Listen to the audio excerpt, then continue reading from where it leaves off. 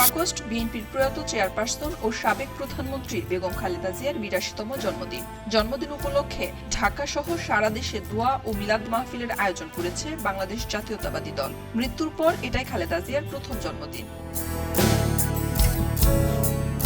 ১৯৪৫ সালের ১৫ আগস্ট দিনাজপুরে জন্মগ্রহণ করেন খালেদা জিয়া। দীর্ঘদিন নানা শারীরিক জটিলতায় ভোগার পর গত বছরের ৩০ ডিসেম্বর রাজধানীর এভার কেয়ার হাসপাতালে চিকিৎসাধীন অবস্থায় মারা যান খালেদা জিয়া। মৃত্যুকালে তার বয়স হয়েছিল ৮০ বছর।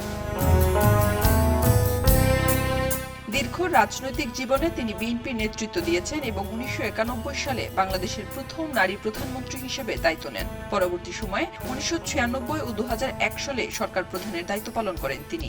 স্বামী ও সাবেক রাষ্ট্রপতি জিয়াউর রহমানের মৃত্যুর পর রাজনীতিতে সক্রিয় হন খালেদা জিয়া। দীর্ঘ ৪ দশকেরও বেশি সময় বিএনপির নেতৃত্বে ছিলেন তিনি।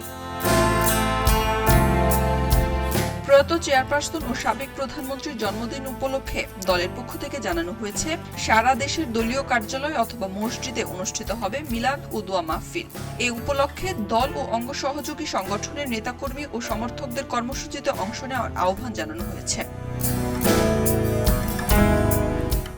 খবরের কাগজ, নিখাদ, নির্ভীক, নিরপেক্ষ।